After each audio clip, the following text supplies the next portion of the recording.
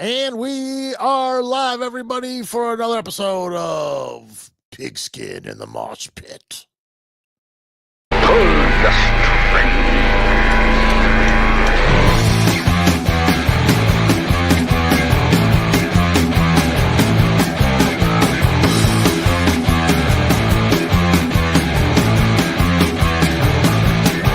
We're taking it on the chin. It's been a primal race. Super fast, it's come off. Get under your cage. That's when I feel the power surge. And that's who all this begins. What's up, everybody? It's Big Bri. You guys are watching another Pigskin in the Mosh Pit podcast. Let's bring in the panel. First up, you know him, you love him, ex-Mushroom Head, Purgatory lead singer, frontman, co-founder. He's all those things wrapped up in one. He's Jeff Hatrix. What's up, brother? Good to see you. Good to see you, man. Up next, he is the man in the middle himself. He's Larry the Wolf. Last but not least, he's our sports writer, our beloved Made in America drummer. Also plays drums in Mob Rules and Wall of Sleep. Dan Gilles. What's up, everybody? What's up, Dan? It's a full set. Everybody's present. There will be no guests tonight, but we really don't need guests. Everybody here makes a great guest. And I think Larry was frozen, and he looked like a wrestler frozen there for a second. I loved it. What's up, guys? Oh, you know. Hi. Anything but Browns football? Yeah. I mean, so yeah, we didn't lose last week. And we, you know, like I was just saying before we started here, like I don't think any of us predicted really, or at least we didn't hope that we'd be having these kind of conversations at this point in the year. That goes for both teams too. And I know you're not exclusively a Jets fan. You've made that point out, but we always like to bring them in because of the fact that both of them seem like they have no ability to ever fix their woes or their problems. It seems like they're parallel down that road together in some ways. Yeah. And strangely enough, Carolina won 2 straight. Yeah. And well, that is the other thing is watching some of these other players' success and other teams and stuff like that, where you're just, or other teams' success like Detroit, watching that this year unfold, where it's not just that the Detroit's a good team and they really come far. Detroit is like dominant team. They're like a fucking juggernaut, right? Five picks and they still win. And watching that is just, it's hard. It's always hard to swallow watching some of these teams that you're just like, how, well, anyways. They lost Hayden Hutchinson and didn't miss a step. Yeah, most teams would be crying their eyes out. Oh, we lost our best defensive. Oh, we're sucking. They just kept rolling. Well, and they're another team that doesn't seem to make excuses for anything. And they, like you said, they just plug in another guy and they just keep rolling people over. Cleveland has just gotten so good at excuses. I'm sorry, but I'm starting to really understand more and more and more when you watch this team year after year. And for every failure, there's always some kind of an excuse attached to it as to why we're supposed to accept failure constantly. But we can watch these teams literally in a year or two turn it around and become not just good, not just maybes, but like juggernauts, where like you're like, man, this is a team that could go, you know, when you can really say to yourself, this is a team that can go to the Super Bowl. That's a juggernaut to me. That's a team that's can go out and, you know, like, and right now, Detroit, is there anybody in the NFC right now that you think is not afraid of them? Seriously, you know what I'm saying? Seriously. Maybe San Francisco. Like, they're afraid of them. They're afraid of them. They don't want to play Detroit. Nobody does right now. Detroit's a badass team right now, dude. And like one thing Larry just said that I like is that you can tell a really badass team when that kind of shit happens to a team, when you can lose key players and stuff and your team doesn't seem to, like, you don't see it in the game itself. It just seems like they continue to roll through, and 5 interceptions in one game and you win. That is a sign of a fucking team that can win a Super Bowl. Honestly, it is. Yeah. It really is. There's a popular term that's called shadow of a leader. Okay. And it's in whatever business and other things. Dan Campbell is casting a shadow over the rest of the team that there's no excuses made. He's a winner. He's a competitor. The guy is upbeat. He's positive, but he's also all about accountability. I mean, I think one of the things we're talking about this is that one of the commonalities between the Jets and the Browns is regardless of how many times they trick the fans show up and they support these teams and they believe, they have the optimism each year going in. Yep, this is the year. I was reading Woody Johnson, the Jets fans, they all want Woody Johnson to sell the team. He's never going to sell the team. He bought it for, I think, $265 million. It's worth, I think, $9 billion now. It's gone up 12x in value. They've gone up 12x in value since he bought them with no slowing down in sight. And they've never been really good. Yeah, and if he didn't have to split the city with the Giants, it would have been up 20x. So it's a business investment. It was any NFL is a great investment. The difference, I'll tell you, with the Lions, because I've been to a Lions game, and I remember with the Lions, you could go up to the Pontiac Silverdome in certain years, and that place was like you could pick your own section to sit in. They did not support them. When they stunk, they stunk. And the fans were like, we're not selling this place out. Forget it. The Browns and the Browns fans would fill the stadium no matter what. The only even the old one is if you put a bad product out and you don't support it, that's the only message that the team gets.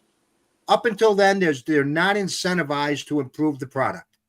And Larry, you have to agree with that. And I'll tell you why you have to agree with that. Because it's the only fucking answer to 20 whatever years now it's been of this desolation, of this fucking whatever you want to even call, like what we talked about in other shows. Sports is so designed, every league is so designed so that everybody gets a chance at it, except for maybe baseball's not designed that way. But sports are designed to where everyone gets a chance. To go that long to not even be in a Super Bowl, when you see the teams that are left that haven't even been in the Super Bowl, it's embarrassing to be in that group of people when we're the only ones there that have been in the league for any amount of time since the Super Bowl started, and we can't get in it. It's pathetic. Well, we talked about this several episodes back, and Dan, I think you mentioned there's 4 teams, and if the Lions, which it's very possible they can make it this year, that would leave the Browns being the only legacy team never to have made one, and that's embarrassing. Yeah, it's pathetic. It's pathetic, and so and like I said, it's hard to swallow. And to be frankly honest with you, I mean, like we're talking about the fans showing up and stuff like that, and I can even tell you in my own heart of hearts, I'll admit I admit it all the time. I'm fair weather as fuck, and I have no problem saying it. I will hop on the bandwagon when the coals are hot, and that's how I am. But that's part of being a Cleveland fan to me. It's the Cleveland has kind of made me into that. It's almost like that whole idea of like footnotes to read, like the book. Instead of the book, you're just going to get the footnotes. It's like, why am I going to read the whole thing and go through all the shitty parts if I could just get to the good stuff? Because in Cleveland, you almost have to do that. For a long time, we didn't have any good sports. I mean, I remember for a while there where we were like a laughing stock. Our basketball team sucked. Our baseball team sucked. But now we have at least a really good baseball team. And right now we got one of the best basketball teams anyone's seen in a decade. So it's kind of like fucked up for the Browns right now, because we went through this before in 90s where we didn't have a football team, and you know what? We did okay. Like, people don't realize that we weren't like this down and out city that was like lost without a sports franchise. We were just walking around dumb. We did okay, and we're going to do okay whether they suck or not. I'm telling you right now. So you brought up the move, and that segues me into a point. And Larry brought up that about how Browns fans show up every year, every game, regardless of how terrible they are. And the theory that I have is that they lost the team for 3 years, and part of it is that the attendance started to slip because people didn't like Belichick, and they were pissed off at them cutting Bernie, and then all of a sudden Modell was an asshole. He moved the team. When they came back, it was like I think the fans like felt like we're going to show the NFL. We're going to show up every fucking game, whether you put a horrible product on the field or not. Yeah. And it's been that way for 25 years now going on. Yeah, 99 to 24. I mean, you're right. It's a good point to make. I mean, like you almost scratch your head and go, don't they want to win? I do think that everybody in the wants to win, but I think to really do it, you have to be put under the fire. And I think you're right. If you're a billionaire and you're losing money, all of a sudden you'll find a way to win at least one fucking Super Bowl. At least go to one, for Christ's sake. I mean, look. I mean, I'll bring up the Indians. I'm not going to call them by the G name. I don't refer to them as that. It's offensive to me. The Indians during from '94 to 02 or whatever it was, 01, 02. I call it the golden era. They were selling out game after game after game, 478 sellouts in a row. They were winning. They were getting to World Series. They were in the playoffs every year, and then it went away, and everyone said, "I'm not going to these games anymore." And they stopped, and it's become almost like baseball fans have become kind of fair weather, and I subscribe to that. I'm 100% that way. When they're winning, then they're going to show up, but when they're like, it's like they're not supposed to be very good this year. We're going to stay home for April and May until they actually start to like look like a decent team, and they're winning a few times. Maybe we'll come out to these games. And the same thing with the Cavs. It's, the Cavs were awesome during the LeBron era, whatever, they won a championship and it was awesome. It was phenomenal. And LeBron leaves for the second time and people are like, we're going to dip out for this rebuilding kid stuff. It's true. Call us when they win. And now they're 12-0 and everywhere I look, it's nothing but Cavs. Cavs this, Cavs that, Cavs this. And that mentality hasn't gone over to the Browns for whatever reason. I don't know why. The only time I could sense it was when they went 0-16, and people were like, "Okay, fuck this team, fuck this horrible shit." And then they drafted my favorite quarterback in the world. I say that sarcastically, and people seemed to like him, and they won a few games, and everyone started to come back. That I'm referring to Baker Mayfield. But. And then all of a sudden it was like back to normal again. It was just a mere speed bump. Now we're all going to be Browns fans again, and it's going to be great. But it's other than that little microcosm, it's been Browns fans bitch up and down, left and right every time. This team sucks, horrible, blah blah blah blah.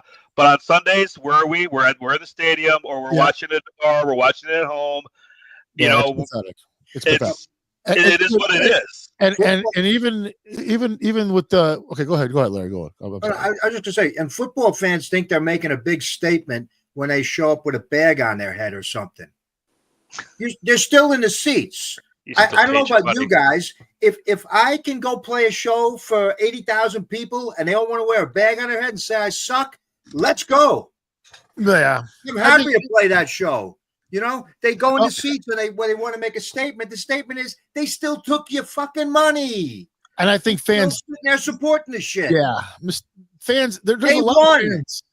They always win, dude. And because there's a lot of fans out there who think they're way more important to this whole process than they really are. I mean, in the big picture, like these guys that come to our teams, they didn't grow up here. They don't really know anything about here. Some of them don't even want to fucking be here for more than 2 minutes after they get here. So when you talk about hometown discounts and all this shit, it's like this guy isn't from here. These people don't come from these places. This is a league of people that come from all over the place, and they come here on a contract. It's all about money and but these fans get emotionally caught up in things and And another thing about fans is they want to like the guys. They want to like the people that they're rooting for. Here's a football team of gladiators, basically modern day gladiators. It used to be. Now it's turning into wrestling, but it was like modern day gladiators, and you're supposed to be like and toe the line perfectly outside of that. You're like basically raising guys to be in total maniacs, as maniacal as you can make them as a coach. That's what you tried to do with these specimens, and then you turn them loose to the public, and then they're supposed to, like, I don't know, be perfect. And it was always funny to me and ironic to me that that's the way it was. And it's like, well, that's where you earn your money as a football player is towing that line, I think, sometimes. Anyways.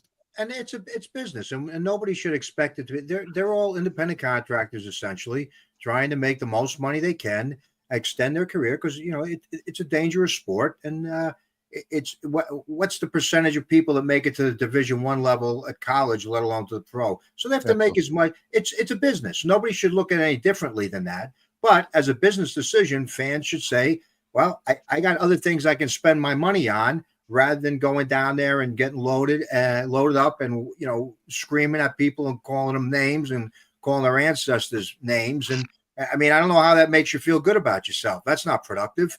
And I remember, it's funny what you say about the players living here or not. I remember people getting on Brian Sipe because he would go home to San Diego. The guy's from San Diego. Who the fuck wouldn't want to go live in San Diego? No. I mean, if you get in the off season, you got to play up here. You used to have to play in that old shitty stadium in the cold on the lake with the wind, and the guy wants to go home in nice weather for 6 months of the year. What the hell's wrong with that? Yeah, nothing.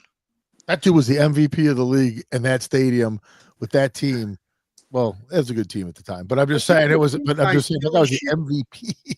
Yeah, why does he live here? Well, who wouldn't? Yeah, I know people are weird. People, especially in Cleveland, it's always kind of been that way in Cleveland too, where people just want you to love our city so much. It's like, please just love it, please just love it. And to be honest with you, let me just tie this in with something else, because this is my whole argument. We've always been that way as Clevelanders. And it's pretty much everybody. It's like it's a thing that you have this, like, yeah, we know everyone hates it. We know they make fun of it, but it's not bad. Don't you really like it? Here, let me show you this. Oh, it's cool. We want people so much to like it and everything, right? Then on the other hand, you have this group of fucking people who think that keeping the stadium where it's at is such a good idea. Now, I just saw today where they released something about, they just did a study, and this is such propaganda bullshit. It just fucking annoys me. I can't help but get annoyed. I know I shouldn't let it bother me, but it does. And they're like, they said they're gonna lose $30 million a year. $30 million if that doesn't go down. I'm like, you lying motherfuckers. Like, you guys, first of all, you're talking about how many games a year. So in other words, here's what they're saying. They're so fucking stupid sometimes when they talk. Here's what they're trying to say. We have 10 events in this fucking building, 11 events a year here, whatever it is. If you can't even count preseason games, whatever the fuck. So we have that many events there a year. You're saying that you're so fucking stupid that you fucking people can't find anything else to put there that you can do 12 months a year or 10 months a year, or even throughout the summer, where you can utilize this thing daily and recoup not just 30 million, but like 300 million or so. Like, figure it out. Like, are you fucking so stupid that 11 days a week is the only thing that you can hang your hat on? That's it. And we're so angry. It's such propaganda bullshit, politician crap, and watching it. And then I hear other people talking about, oh, well, I think it's stupid. They should keep it there. It's like, what the fuck is wrong with you people, man? They build it in Brook Park. So much activity, hotels, bars, everything will still be in Cleveland. Oh my God! It changes the size of the region that changes is immense. It's bigger than Cleveland. It changes the whole footprint gets bigger. It's right next to the airport. The RTA ends right there. I mean, and they're going to redo the airport at the same time. They can make these two projects merge into one. Yep. Are people not understanding what's going on here? It's the short-sighted politicians of Cleveland, and I'll throw County in it. They don't see how awesome it could be, where it's going to be, and what it could do for the county, for Northeast Ohio in general. They're just so Cleveland's been dreaming about developing this lakefront for decades, and now they got the chance to do it, and I think it's because they don't know what the fuck to do. And now they're afraid. Now they got to actually put up or shut up. And I'm like, maybe we should just keep staying where it is. And I'll call Justin Bibb out on that shit. somebody finally told Mayor Bibb, they're like, hey, man, a gigantic majority of your voters live in the city of Cleveland. You need to do something and make it look like you guys are trying to just put a roadblock up it, just make it look good. We're not going to really do it, but keep up the fight. Make it look like we're fighting, because I don't. It's ridiculous. I don't think anybody realized. I don't think anybody really thought this was a good idea ever. I just think that it's politics we're watching and propaganda and bullshit. People trying to convince the public of something it's all. Everyone's kind of in on it type thing. You know what I'm saying? There's nowhere to build in Cleveland. It's stupid. And like I said, they ever talk about is the loss of the stadium. What about the gain of the area from this stadium? What about the fact that you actually now can do what we as people living here our whole lives have been talking about our whole lives? Like, let's do something with this fucking lake. The lake is the shit. Golden opportunity. People that rag on Cleveland don't realize that one of the reasons we rag on Cleveland is because we've never figured out how to develop our lake. Not us in general, because we could come up with a plan. I'm sure we could. It's the people who elect. You're right. Yep. 100%. Anyways, 100%. we've gone off the beaten path. I think if the Browns want any kind of future, D. Podesta has to hit the fucking road. Well, he might. We never see. McDermott should have been the coach. Then they could have had Campbell. I don't believe in Stefanski as far as I could throw him. I don't know what I believe in anymore on this team, dude. He's not even running the offense anymore, and they're still making dumb mistakes. It's been really weird here. And they didn't play this past week, but I'm ready for a new again. I don't care if it's another rebuild. Well, let me ask you guys this question. I'm going to ask you guys this. So you got players now that are being traded. We lost Zadarius Smith. And I don't know. I mean, it's not like, oh God, one of our greatest players, but he leaves and he's talking shit a little bit of shit. He was a 1-year guy. Well, I'm just saying though, but he leaves and he's talking a little smack about Cleveland. And I think who's the other dude? Thornhill. He was talking a little. Just, it's not that they're coming out and saying all that stuff, but it's just you're starting to now hear the shit about, I want to get the fuck out of here. This place is all fucked up, blah, blah, blah, blah, blah, blah, blah. And it kind of is all fucked up again. It's really like that again. It's as if like even I can't even describe what I'm watching sometimes, but even our defense has this feel again where it's browning out on me again, man. There's things about it that are browning out on me. Like the whole idea that we got this dominant defensive back who just literally ain't gonna make it, man. He's not gonna cut it because he's too fragile. And he literally ain't gonna make it. Let's just say it like it is. Denzel Ward is just on borrowed time, and he's just as great of an athlete as he is, as great as a cover guy as he is. None of that matters, The best ability is availability, and I don't think that guy's got much left in him. And this is so Cleveland. It's like we miss all our windows all the time. It's like you have these windows of opportunity, and none of ours ever come to a whole thing. Like the whole Joe Thomas thing. I mean, you have such an unbelievable fucking player in Joe Thomas, and no one really even knows it because he was the only one. So it was just Joe Thomas. And when you only great players are left tackle, who the fuck knows that? You know what I mean? So the people who know football know it, but yeah, he wasted. I mean, and I would say waste his career because he had a stellar career. It's just a shame. He's the John Hannah of the '70s, who was arguably the greatest guard of all time, at least of his era, that played on terrible Patriots teams for 100 years, and consensus All Pro so many times over, and unfortunately, never. I don't think he ever got to play in a playoff game. So let me ask you. So you mentioned something earlier, Larry, about you're like it's a business. Now we all have heard that Jed Wills comes out and he makes this statement, and this is all people are talking about right now. And I just want to mention this with you guys. I think I know what your answers are, but I just want to hear. So Jed Wills comes out and he says, I made a business move. I made a business decision. His decision was to not play. He said he didn't want to play because his knee was fucked up. And he said there was swelling and it was a surgically repaired knee and da-da-da-da. And there's a lot that goes into all this. But he decided, and he called it a business decision. That's what he said. And immediately the media jumps all over us. Now, here's my question to you guys. Not only is my question, do you think this is an issue, him saying that? But here's my real question. Is the media in the NFL a huge part of the problem? Sure. So in other words, here's my question. Yeah. Okay. Yeah. Like, we make a big fuss out of a lot of things that are made that way because of the media makes it that way. Okay. Now I heard what Judd Wells said now like 10 times. I've heard it on the radio, and I don't have a problem with that. I mean, I'm like, dude, I hear these GMs and every one of their fucking talks answer these reporters with, well, it's a business. Well, it's a business. Yeah. And as fans, we've been swallowing that shit forever. So a player says it and I'm supposed to swallow it differently. I don't swallow it differently. I really don't anymore. As far as this league goes, it doesn't surprise me one bit. It doesn't bother me at all. And why would it? Why would that bother me?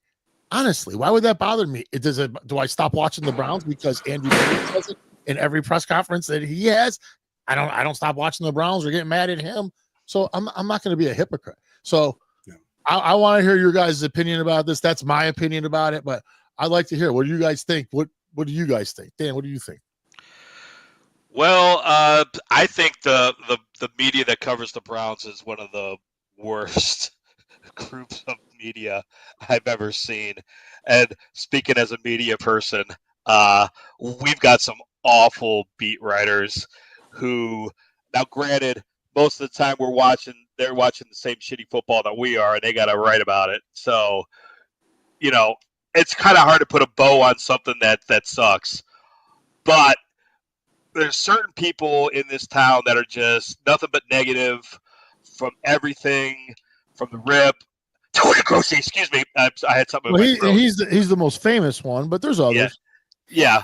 Mary Kay, but the Mary Kay puts the bow on everything. Mary Kay puts the bow on everything, and that's the problem there. You got Mr. Negative, and you got, but the sun's gonna come out and everything will be great, and it's like, oh, come on.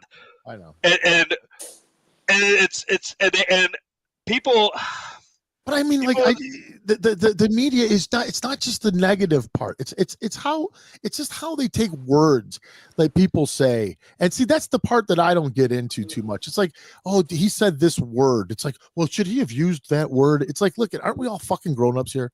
Did we lose the idea of context in conversation? Like when you're having a conversation with somebody and someone says, man, I just want to fucking kill that motherfucker. Everybody knows that guy is not a murderer. Okay. Like we all know together at one time, the guy's not going to go out there and kill that guy. It's a saying, it's a feeling, it's a thing that we just do and say, but we say it, but these people are like, well, you used the word kill. Well, should you have used the word kill? Let's talk about it for an hour. And it is like, it drives me fucking crazy because then they create more drama.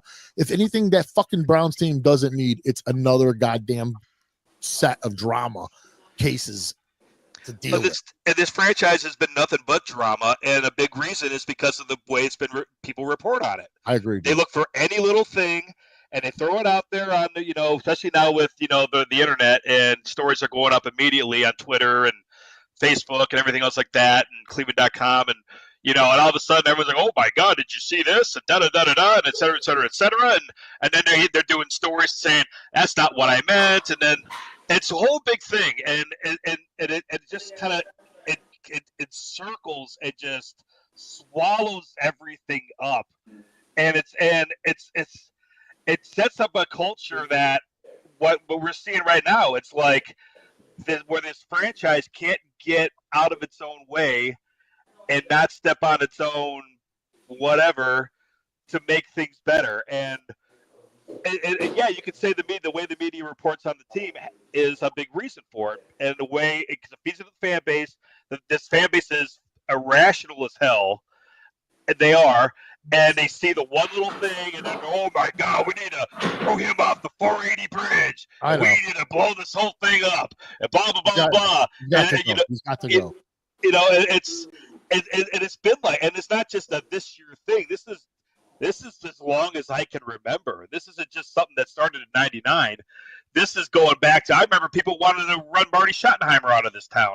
Well, they did. In the 80s. What do you mean they wanted to? They literally ran Marty Schottenheimer out of the fucking town. That's what happened. I mean, and all he did was win. He just couldn't win the big game.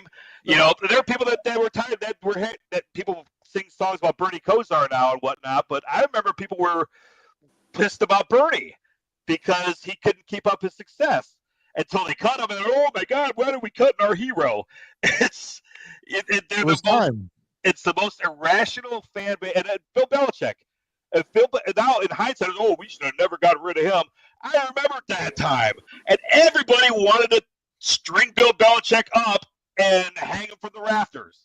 Dude, I'll tell you real quick. I was 92, 93. So we used to have. I used to be able to get in for free, and we would go up to Alvin's or Alvy's, it was called, and that was the restaurant inside the old stadium there. And it was right next. If you were upstairs in the upper part, it was right next door to the locker room doors. So if you went outside into the hall area, where inside the stadium there, if you went down just a little ways, the locker room doors were right there. And if these fucking dudes would gather out there, and I mean, there was like 50, 60 of them. Bill must go.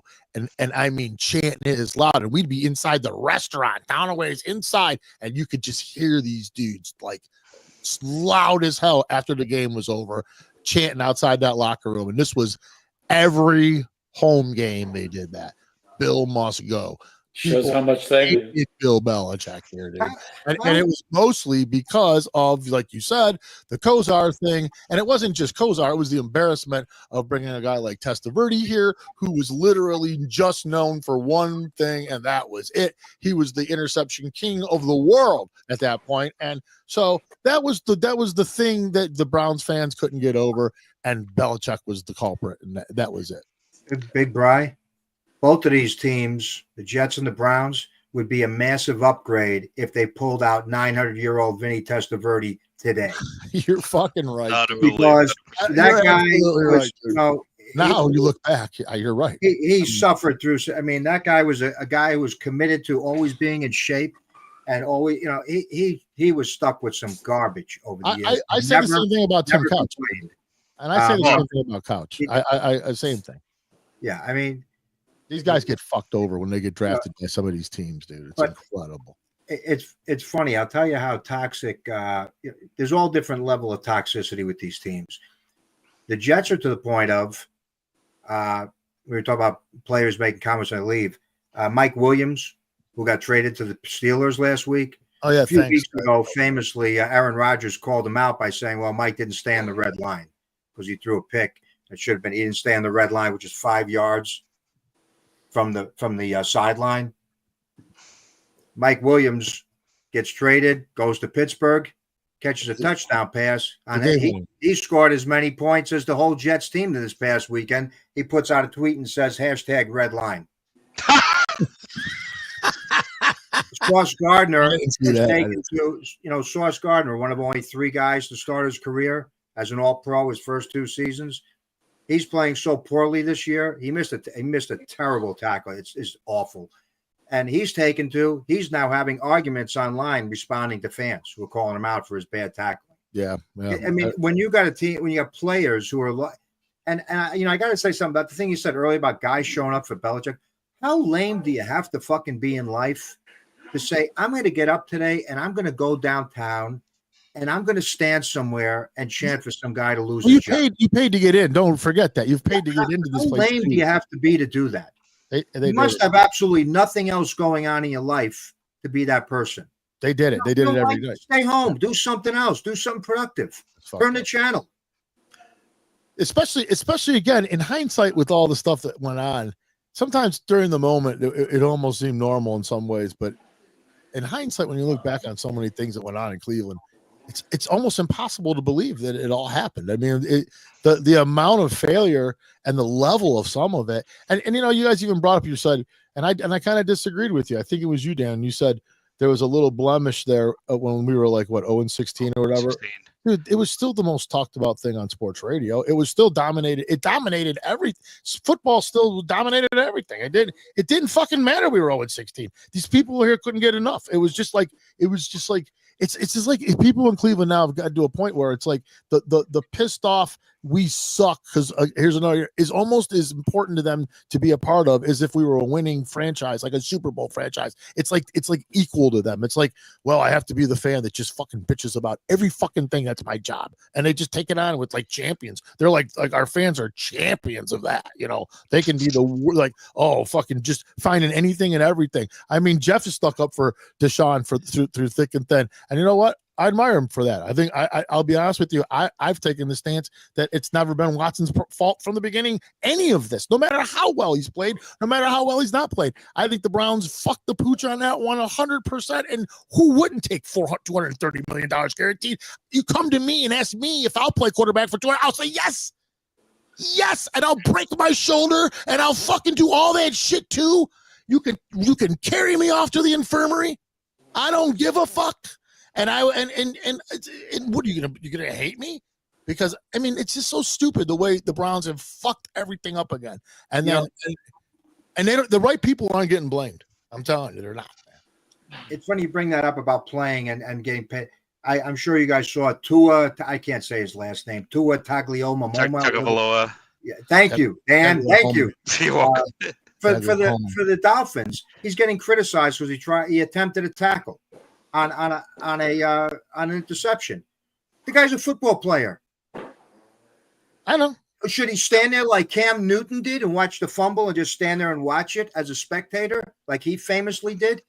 I don't know. I go by on a pick six. The guy's a football player. Went out there. He's getting paid a lot of money. I know he's had 5 million concussions, but God bless that guy. He's out there in the moment trying to play football for his team. I agree. God bless all those guys, Larry. Even Ward. I mean, God bless him too for getting back out there each time. However, whether or not he makes that tackle is irrelevant. Bottom line is it's fucking football, dude. You're on a football field with the craziest fuckers in the world. You're gonna get smashed one time, at least this year. You're gonna get your head rained. So what's gonna happen, Tua? You're going to have another concussion, dude. It's going to happen. Yeah. Maybe not from making a tackle, or maybe it is from making a tackle, but you're going to get another one. So that's what I don't understand about these dudes. His Denzel Ward, but his are way worse. Well, I just don't think two is are way worse. I know, but dude, it's just a matter of time, I guess is what I'm saying. You can only take so many concussions. There is a line where you have to draw somewhere and say, okay, dude, this guy has never had a concussion and you're on number 10. There's something different here. Okay. Like, and it just, to me, it's plain as day. I mean, if you have to play like Deion Sanders, then play like Deion Sanders. I mean, that guy I think I've seen him make like one tackle ever. So like, if you can figure that out, then be that guy. I mean, but I don't know how they did that. I don't know how they won Super Bowls and only had 10 tacklers on defense, but they did. These teams did, man. So anyways, why don't we talk about something positive? Because we have beaten this up. The Browns are not going to turn their season around. I mean, what are they going to? If they win out, what are they going to end up? 500 if they win out? Yeah, we don't. The winning out thing. They still got to play Kansas City, so let's not even like we still got to beat the refs and the football team. So let's not even try to think we didn't pick that up. That really is we and Taylor Swift. We keep touching on this every episode pretty much, but it really is becoming unwatchable. With I sent you guys a picture of Joe Burrow's 3 face masks on one play. And a 2-point thing, and not one of them is called. Yeah, and they're all fake. I mean, how do you miss 3? And the guys were as close as us 4 right here, staring on the screen, and they're all like everybody's things getting pulled, and not one call. Well, I mean, again, a consequential moment in the game. It's just getting people, and I'm hearing this from people who are casual fans saying, I don't watch that stuff. It's fixed. And that's not even hardcore fans. Those are casual fans. What's the answer though? Like, okay, so am I the only one that thinks that something's got to give? Because like this is the NFL. We're talking about a lot of money at stake, and at some point, you can't lose the integrity without taking. I mean, the sport will take a hit once that happens. They're all a part of it. I know, but I'm talking about as far as the fan goes. I mean, once it becomes wrestling, It's over. It just becomes a different thing. But I can't see that the level, the amount of money that they're making, it's got to change. It's got to. Right. Well, think about this. When Vince McMahon came out in the early 90s and basically said, yeah, all the rumors about pro wrestling being fixed, it's true. We write the stories. We predetermine the winners and losers. We don't want to insult your intelligence anymore. And then what happened? WWE and WCW wound up having the best business they ever had in their lives right afterward. The late 90s and early 2000s was like the boom era for sports entertainment, pro wrestling, whatever you want to call it. So people were like, finally, the curtain got pulled back. Now we can watch it. And now they get to the point where they're arguing about the people in the back making the decisions. Why are you putting this guy over? Why are you putting that guy over? So, and I've always thought basketball was staged at the NBA with the way that they call officiating and the way they build up their superstars. See Michael Jordan and the Bulls take on Magic Johnson and the Lakers. See LeBron James and the Cavs. They always talked about the Shaq. They talk about the name guy over the team. And I always feel like it's at the point now where fans are probably like, look, peel back the curtain and just tell us what we already know. And I guarantee there might be some that are like, I don't want to watch this phony baloney bullshit anymore. But there's probably some people that are going to be like, well, all right, let's see what the league office has in store for us this year. And then it turns into a whole new like wrestling audience almost, where you're like, you're getting pissed at Roger Goodell, but now you're getting pissed at Roger Goodell for picking the Kansas City Chiefs as his darling team when they're, when there's somebody else that you think that there should be. So I don't know. I almost feel like maybe it worked in wrestling. It worked for Vince, but wrestling's not. It's different. But I almost feel like if they were to just kind of just say, you know what, you're right. We tell referees to call certain things on certain people. We keep games close because we want people to be entertained. Okay. Let me ask you a question then. This just brings a question to my mind. So if what we're saying is if we believe in what we're saying right now, and of course that's a conspiracy theory that we're 100%. But if we are in belief of that, then let me ask you a question. Are the Browns this inept because they are just fucking retarded, or did the league pick them to just be the beat up team forever? Like the team, the Harlem Globetrotters. We're the team that plays the Harlem Globetrotters ever. There has to be one team that we can forever make fun of, forever, the whole thing, and we'll make that the Browns. Because I keep saying that the mathematical odds of things is where I just keep losing. I'm like, you guys have now gone so far past probability, possible, everything. It's like in another dimension of loser. Think about it just from this standpoint. Lerner orchestrated the move and was awarded the team. I know, dude. It's the story that you have to. Entire bullshit. It's so and you force them to build a stadium on the cheap in the same spot the old one was. You basically hamstrung the front office. You hamstrung the free agency pool. You changed their expansion draft rules on them. And all of a sudden, they got a bunch of shit, whereas 3 years before, Jacksonville and Carolina are getting like the creme de la creme. Like, oh, we can't have this. Let's get the Browns a bucket of shit to pick from. And then you got clowns that have no business making draft picks. Yeah. And it's been like one thing after another. Hell, when Jimmy Haslam bought the team, the NFL says, hey, we got a great idea. Let's pair you with Joe Banner. He's one of our guys. He's going to help you through it. And what did Joe Banner do? He brings in Mike fucking Lombardi, the worst general manager in history. Yeah. Hey, I'm going to make a video of Bernie Kosar sucking so we can cut him, and he's going to be our new GM. And then he's got to recover from all this shit, and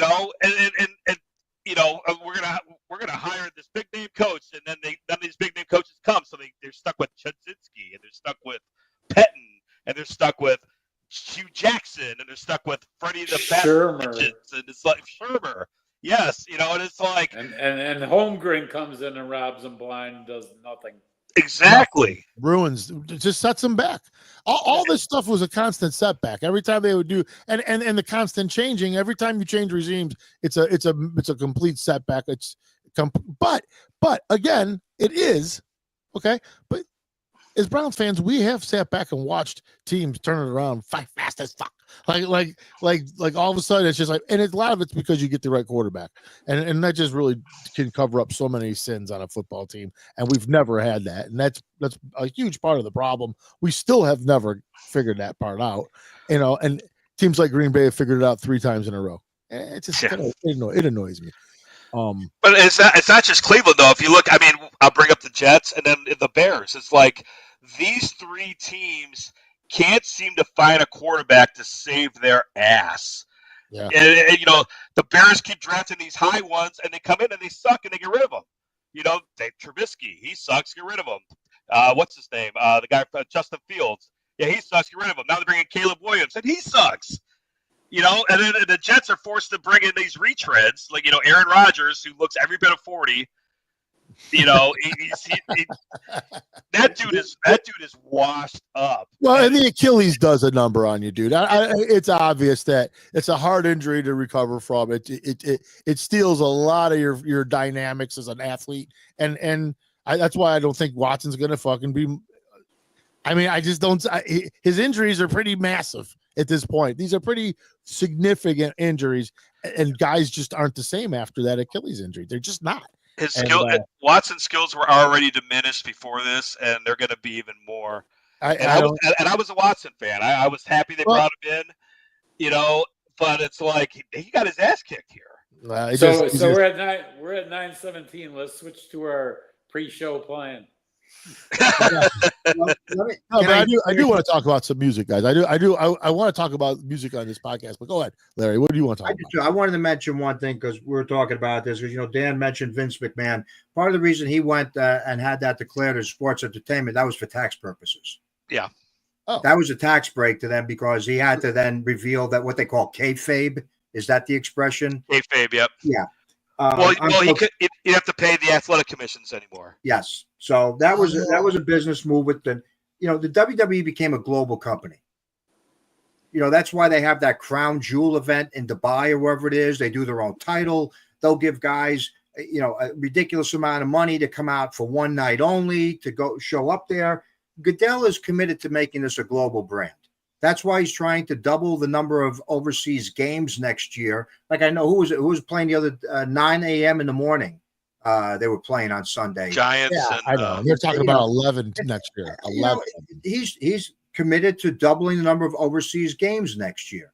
And he's trying to make this. He wants to expand the brand at all costs, and it's a shame. Because it's not. It's like when they had tobacco in the United States and they had to stop the advertising with tobacco, the commercials, right? The tobacco companies didn't care. They went over and they just amped up marketing. They went to what they call R&D departments called emerging markets. They went to third world countries and sold the shit out of tobacco products. Started developing it there. You dry up here, you go over there. It's a big world. Goodell is committed to do it, and it's a shame. He's looking at. We want to keep it as a pure U.S. sport. I think that's what it is. He's going to fuck it all up with this. And it's never been received as if it like it is here either. It'll never replace soccer in these countries. It just won't. They're just not that. And one of the great ironies of this is that they're doing all the concussion protocol, which is really reducing. Dan, I'm sure you write on this or you see this with the high schools when you cover. All the concussion protocol stuff, they're scaring the shit out of parents, and they're getting kids to young boys to not play football. Meanwhile, what are they introducing? The girls' league. Mm-hmm. Yep. What kind of a disconnect is that? They're discouraging boys from playing, and they're encouraging girls to play. Youth girls football. Yeah. So they what can the start hell kind of CTE. message is that? Well, they got to balance out the CTE. It's too dangerous for your little boys to play, but it's okay for your little girls to play. What stupidity is that? It's a crazy world we live in. Let's just say it like that. It's bizarro world. We've already covered this. So, but Jeff, you did your transition. I'm sorry. I just wanted to hit on that thing with McMahon. No, I hear you. I do want to talk to Jeff about something though, because I just keep seeing things popping up all over Facebook and all over stuff, hinting at some kind of a mushroom head thing, dude. And people have actually talked to me and asked me, they're like, "What's going on? Have you heard anything?" I'm like, "I don't know shit. I haven't heard a fucking thing about anything or nothing." But there's definitely words out there. There's definitely something brewing out there, and I'm not saying that you will say or whatever, but I just thought I'd throw it out there. Like, is there anything anybody should be anything excited about here, or is there any legs to this at all, or anything? I'm in the writing process with a couple of people that are writing with me now, and I was thinking about trying to use that name because I thought I should have some right to it just like anybody else, and I don't, I guess. So it won't be called Mushroom Head in any sort of way, but I am making a new project, and it will be in that vein, but what might have been in my mind. So I plan to have it ready over the next half year or so. Pretty cool. Coming in the summer sometime. You're still going to do the masks and stuff? Yeah. Fuck Jeff, when you say what you had in mind, do you mean like an evolved version, like a next progression? I co-founded the band, and some of it was set up in a way that maybe I would have gone a different route in some ways, and now I just had that chance to make it my vision of it more than a shared one. That's cool. Cool. Nice. And is this going to have any effect on Purgatory stuff, or is that because you guys got a show planned in Germany next year? Yeah, that's like one of the bands I'm doing, and I mean I have like the Jeffrey Nothing Doom Candy situation too, but it's just like I want to make as much music as I can while I'm here. And nice. And Purgatory is more of a playing the classics. It's not really so much of a let's make a new album type thing. No, yeah, and because it can be, like the Manimals. You guys can go do fucking blast and kick ass gigs on what's already out there, and we but can. That's there's not a lot of bands. You fucking the Rock Hall, dude. That night. Yeah, it was awesome. That was the night, dude. Hell yeah! So what about the Manimals, dude? What's going on with them? Anything happening? Like, is there any? You know, have you woke up in the middle of the night ever, Larry, just been like, you know what, fuck it, let's get the band back together? Well, I never stopped. You know, I just told you I'm more comfortable that way. Just I kept losing. You know, it's like going on the field with, and you look around for your other 10 players, and you're the only guy in the field after a while. You know, you can't be a one-man band with, cymbals attached to your knees and whatever, it's you know, unfortunately, a great show. Yeah. This and doing all that, that's why I started competing in sports again, because I didn't have to rely on anybody. Yeah. And I mean, Dan and Jeff know, and Bri, bands are always a negotiation and a collaboration with people, and you got to put up with egos and bullshit and nonsense. Absolutely. And it just seems like that stuff I always tell you, we were so underground, we were subterranean. I mean, it seemed like there was any money, all it did was lose money, but it was supposed to be, for the sake of the art. And then if we could do a little, make a little money and put something out cool for people, then I was happy. I just wanted to be able to keep putting stuff out, but it just seemed to get people with unrealistic ideas and unrealistic expectations. And so, I would love to have kept playing, and I would love to keep playing. Is it possible? On a show in New Jersey, there was a Steve Zing, the fellow who plays bass for Danzig. I've known him. We played Sam Hain 40 years ago. They asked us to come on. He does an annual food bank thing in New Jersey at a place called Dingbats in Clifton, New Jersey. It's the Saturday after Thanksgiving. I couldn't do it. I've got You know, we're hosting everybody here. I got my daughter home from college with her teammate, and I couldn't pick up and just leave and run to New Jersey on Thanksgiving Day to go play a show. I'd love to do it. I can't, you know. Well, yeah, I get that. We get, you know, we get calls to play stuff. I would love to play, but I'm probably more. I mean, Jeff, I don't know how you are at this point. I'm more of a one-off guy. Well, I get that kind of, but can you do like one off a month? I never did one off a month back in the old days. Well, you know, okay. Now let me just real quick comment on what you just said, because the one thing I have noticed, and even with Purgatory, this is probably true too, is that we live in a different time now. So like people have access to this music now that they never used to have. Like it's just and Word of Purgatory, Word of Manimals has been now decades of this stuff going on, and people, I mean, hearing about, remembering it, and now you have so much access to all this now. I mean, it's so more accessible than it used to be. There's so many more people. I'll tell you what, there was a lot of people at the Rock Hall for you guys. I mean, that place, I mean, there was a lot of people there, man. I mean, it was pretty cool, and it wasn't all, they weren't all there for midnight.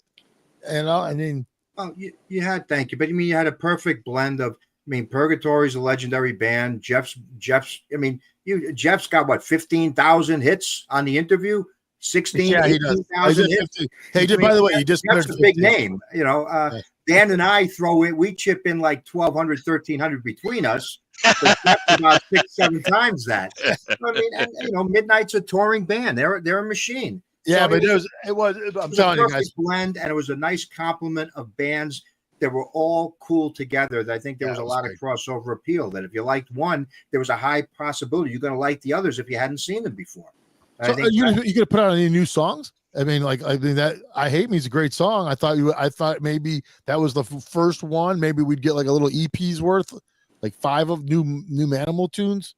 Sean Vanek is on me constantly, so he's going through old stuff. But you know, he's so involved with his stuff. He's doing his Vanek projects, and he's got licensing of music he's doing, and he's recording over his Mercenary. I mean, he is an ultra creative guy, but he moves so fast, and I move kind of slow. I don't know how your guys' writing process is. My stuff sits there for years sometimes, and then I circle back to it.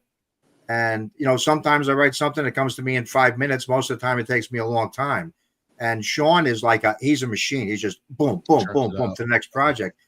The thing I'd like to do, you know, and it would make a lot of sense, is that since we're so close with Midnight, Jamie's a great friend of mine, you know, and I played with Sean and Ryan.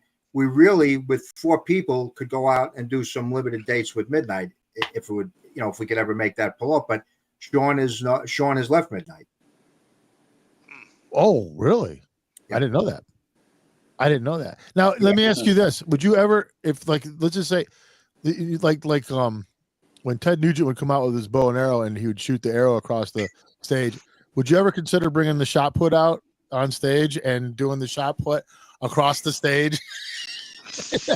Taking down like a whole Marshall stack or something with the shot put.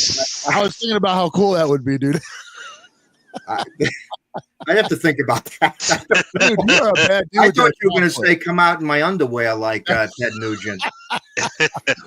I only saw him one time, and it must have been, I don't know if any of you guys were at this show, but it was, I want to say it was maybe late 78, early 79.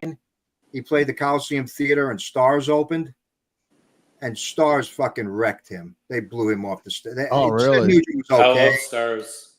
Stars were so fucking good that night. They were so fucking good. It was one of my favorite bands. Yep.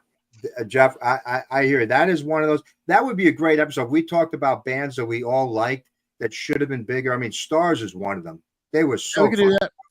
Well, you know, I know I'm just going to throw this in there, but I only talk about it a lot, but there's going to be something happening here where I'm about to announce, like, I'd love to get everybody involved in this, where we're all part of the show, not just guests. But I think it's time that we can do something more like where it's more of like a group setting, sitting around in a group area, and I got like me and a couple of you guys in here, a couple of the bigger name people, that bigger players, and then we can bring other guests in here and talk kind of about their thing, but including your guys' stories in it, and then having you guys also asking them questions, since you guys have kind of been there, done that a little more than I've ever done. So there's things that I'm not going to ask them that you guys would think to ask them. Because like for the last 13 minutes, we've all been smiling. Yeah. Excellent. Yes. And I still haven't talked about my bands yet. Well, I'm about to get to now because you've been busy.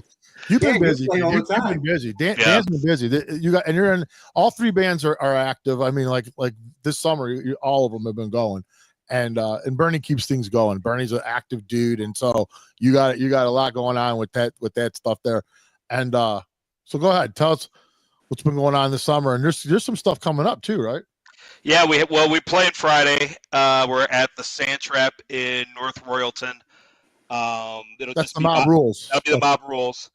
And then we go back on December the 7th. That's a Saturday, and it's going to be a full night of Sabbath because Wall of Sleep is going to do the Aussie stuff, and then Mob Rules is going to do the Dio stuff. Oh, that's so cool. If you love Black Sabbath as much as I do, then you don't want to miss that. That's going to be a fun one. And the Sand Trap's awesome. If you've never been there, it's really nice. They got awesome food. The owner's awesome. It's North Royalton. It's a little off the beaten path, but it's a cool place. It's very. And then I'm working on some stuff. Chatty's Tavern in Grafton has a really nice outdoor stage. It used to be called the Jailhouse. Yeah, it's the old jailhouse there. On Grafton Road. Yep. I think Made in America will be playing there this summer. We haven't gotten the official date yet. I know that Mob Rules is going back to Thunder on the Strip next September in Geneva, which was a blast. That's an awesome. That whole weekend is just off the charts. I've heard of that event. Yeah. And there's like 3 or 4 bars all on that strip. They all have like 2 or 3 stages behind. So it's like if you don't like one band, walk about 15 feet, and you're going to find another band that you like. Yeah, it's super cool. So we're playing there on a Saturday afternoon, which should be interesting. Last year we played on a Thursday night, and that was awesome. So yeah, I'm some cool shit on the horizon. Hoping to get Made in America out a little bit more this year. We just changed bassists. That's a shame. I mean, I don't know did you guys change bassists or are you still looking? We found somebody. Good. We actually have. You guys had a damn good one, man. Yeah, Mikey was awesome, and it sucks that he decided he's done with music. But we got actually we went back to the well. We brought Blaine back, who was the original bassist, and Blaine likes to play. So hopefully that could open the door to having some more chances to play more out of town places.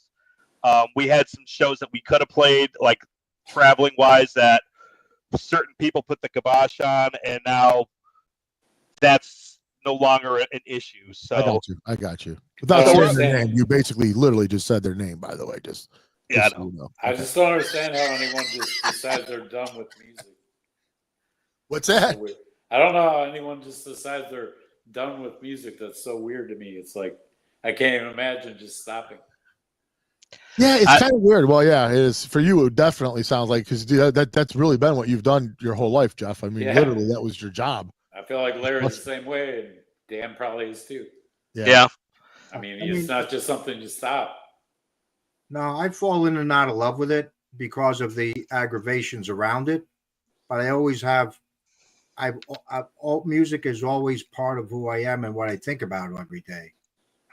And it timestamps periods for me in my life. And I mean, music is one of the things I go down the rabbit hole, Jeff, almost probably 5 nights a week. I sit on YouTube and find clips of bands I like we talked about Stars. Yeah, I see clips of Angel. I don't know, Mott the Hoople, whoever, Slade. Oh yeah. There's always some old shit popping up. UFO, I mean, there's all this stuff that pops up that, it's 50 years old, some of it 40 years old, but it's so cool. Yeah, I can't imagine stuff just that. I don't know about you, just that other people just sometimes, make the collaboration so unpleasant. Oh, yeah. That's like, oh, fuck it. What am I doing here? Dan, you've played more shows in the last 6 months than I played in the last 20 years. Yeah, and I saw that big orange cat. Orange cats are good luck. Thank you. I made That's appearance. that's my Bonzo. I named him after the great John Bonham, and he is my little drummer. Is it true that John Bonham stole a lot of his riffs off of Carmen Appice? Wouldn't surprise me. Vanilla Fudge. That wouldn't surprise me at all. Especially the little shuffle that Bonham liked to do. Yeah.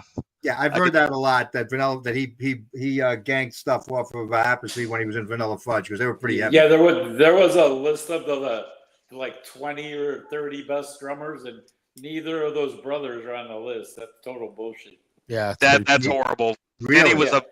Vinny's a machine. He still is. Oh yeah. Those lists are so stupid. Those lists are so. God, I just am like, you retard. Well, that would be another good topic because I'll tell you, the guy, as a well, I'm not a bass player. I'm a bass. I don't know what I am. Punisher, fumble. Yeah. I fumble. I don't know what I do. You look good playing the bass, Larry. That's all I know. You're up there smashing that fucking thing. It would be, Mel Shacker from Grand Funk is never on anybody's list. Oh yeah, I don't know if there's ever been a bet. It's fun. Feeling All Right on Survival. That's my favorite bass sound ever. I think. Jeff, that came in. I don't know if I told you when I was a kid. My parents had terrible taste in music, but my dad or something must have signed up for that Columbia Record House stuff. Oh yeah, one penny. Yeah, $1 penny.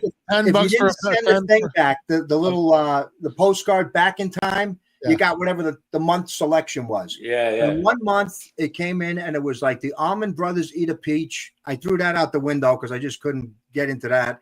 But then it was that Grand Funk Survival album. And I looked at it, I was like, oh, these guys are cavemen. Yeah. And then I put it on and it was heavy as shit. I found that 8-track at the side of the road when I was 15 and it changed my life. Oh shit. You know what? I heard, Jeff, I saw a clip on YouTube of you singing I Can Feel Him in the Morning. Yep. And it's dynamite. That's at my church. That it was great. I meant to bring up one of these things. I watched that a number of times. You did an outstanding job. It's a great song. Thanks. You did a great job on it. If you guys haven't seen it, it's a great clip. Grand Funk is so fucking good. And Don Brewer's a great singer-drummer. Oh, yeah. Nice. Yeah. And Mel Shacker never gets mentioned. It's always Chris Squire because he goes 9 million notes on one song that I don't care on about. That whistle. It's always Geddy Lee. I saw Geddy Lee in '78 on that All the World's. Okay, all right, yeah, he played 9 million fucking notes. Okay, You know what I love that bridge in fucking Flint, Michigan. No one's ever painted over their names. Yeah, that's so fucking cool. It is. It's so cool. They're so rock and roll. They just are so. And if that's the one band. If I could have them, if Brewer and Shacker would let Mark Farner back in and put their nonsense and pettiness aside, that's the one band I missed that I would absolutely love to see. I mean, that's right there with you. That's such pettiness that they don't understand. You guys know there's chemistry, and you can like somebody or dislike somebody. There's certain people you might not like them, but you have chemistry with them. Yeah. There's other people you might like the hell out of playing with, but there's just not the same spark. Yeah, and even Mark, Don, and Mel. Even if the guy's more talented, and even the guy that you don't really like or don't have that energy with is a much more talented guy, the band could be much more better just because of the chemistry, the fact that you guys get along, the fact that you can write well together, the fact that you could stand to be in the same room with each other helps. And how do they do this after what they went through with their manager? That's what I Harry Knight. Yeah. How do they do this to each other now? It's like, what the fuck? Yeah. You've been through some shit too there, Jeff. So a little bit of a mountain. Jeff, Jeff, I wanted to ask you, what was the thing you posted, the event you just did with the display of masks? Oh, it was called Pale Fest. That was the third year of it, and it was in Chillicothe, Ohio, and it was a mask and billed as Masked Murder and Metal. It was really cool. It was a bunch of bands and people that make masks are all there. It was very Slipknot fan populated. But was it? I no longer have an issue with them. pretty cool. Oh, really? Nice. A thing called House of Masks. It's on Facebook. They're like the main sponsor or something. But it was just really fun to be there and be in character. And I sold a few prints and stuff. It was a lot of fun.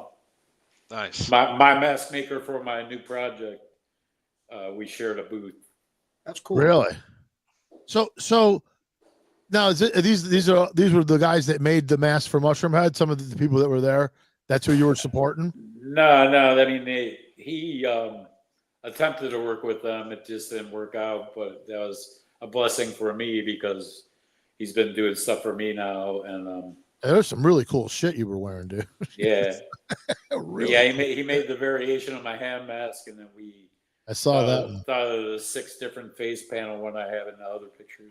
Yeah, there's some really cool shit, man. It's gonna Yeah, be cool, man. he's already sculpted my next one now. So you keep saying your next one. Are you pretty? I mean, should we be excited, man? You know what I'm saying? I mean, I'm always trying to think of new things. I want a mask that's kind of hard to look at in the long run. Really? You can't like stare at it. Like you gotta look it's like, away. whoa, Actually, you gotta look away. Like that's fucked up. What? Huh? Like I plan to have another set of eyes, and those will move too. But Oh, no way. Oh, yeah. See, I love that shit, man. Yeah. All right, dude. There's a really cool mask though. This guy had like all skulls showing, and his parts of his face were folded away like pages or something. It was so cool. Really? How do they do that? I don't know. You made a great point about 20 minutes ago saying we've all been smiling since we got off that. Yeah. I do. I love this. I mean, this That could was be a great the point. well, and Yeah, like we I could said, lose the pigskin. Well, we got the right guys. Just I mean, be it's the right in the people. mosh pit. We In could the talk mosh about pit. that. Yeah, we could definitely talk about the mosh pit part more often. We could, Yeah. might as well, dude. I mean, it's a lot more fun. So are any listeners? so are any old Mushroom Head people going to be in your new project, Jeff? Or Tommy Church, I'd imagine is going to be a part of it. I hope he is fired up to get involved 100% again. Then I believe Bronson is, and then there's rumors of a couple more people, but it's mostly going to be guitar or one of them's possibly a drummer. I But see J-Man's out there with what's his face. I can't think of the other singer that was in Mushroom Head. Waylon? Yeah, I see they're doing something together out there. Yeah, they're doing their own thing. I have a different singer in mind, and he's in a pretty popular metal band now, and it's going to be him and the bass player and keyboard player of that band as part of my band. Nice. As cool as that is, I will say that if you, Waylon, and J-Man got back together, the slap in the face across Skinny's face. I'm all right. I want to do. I know. I'm not saying. I'm just saying. I want to do something different. The level of the backhand nothing, that becomes. Yeah, nothing against those guys. It's just already been done. I got you. No, I got you, and that's cool. And I have all the faith in the world, dude. This is going to be fucking killer as fuck. I can't wait to see or hear what it is you do, because, dude, I mean, let's just be honest. Even the Doom Candy and even the Jeffrey Nothing stuff, it all has that kind of Mushroom Head kind of like, it's different, but it's also not different. It's got that kind of feel to it. And you're Jeff. I mean, you're going to do what you do, and so I'm sure it'll be great, dude. I'm sure, just like when Larry put out that Manimals tune. I mean, I don't care. It was the Manimals. It was still the same fucking band doing the same shit. It was still Larry singing. It sounded just like them. It wasn't. I love that. See, to me, that's the most important thing. And to stay true to who you guys are. And I that's one thing about you guys for sure. All right, that's it. We're gonna call it right there. It was a good show tonight. Real good show tonight. Yeah. We got some shit off our chest. How about the Browns? Yeah, we got our shit off our chest therapeutically for that. And then, we're going to talk about some fun shit. Got to find out a little bit about each other, and that'll be it. Nice. So, all right, next Tuesday, maybe we'll reconvene. We never know. We kind of play it. We kind of fly by the seat of our pants every week, and we'll decide. Love you guys, by the way. Yeah, we love you, man. Love you all. All right, guys. We'll see you guys next week, maybe. We'll see. Let you know. See ya. Later. Go Browns. Go Browns.